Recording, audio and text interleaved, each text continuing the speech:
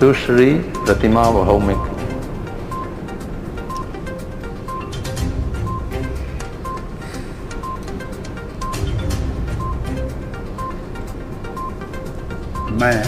मैं प्रतिमा भौमिक ईश्वर की शपथ लेती हूँ कि मैं विधि द्वारा स्थापित भारत के संविधान के प्रति सच्चा श्रद्धा और निष्ठा रखूँगी। मैं भारत की प्रभुता और अखंडता अक्षुण्ण रखूँगी। मैं संघ के राज्य मंत्री के रूप में अपने कर्तव्यों का श्रद्धापूर्वक और शुद्ध अंतःकरण से निर्वहन करूँगी तथा मैं भय या पक्षपात अनुराग या देश के बिना सभी प्रकार के लोगों के प्रति संविधान और विधि के अनुसार न्याय करूँगी।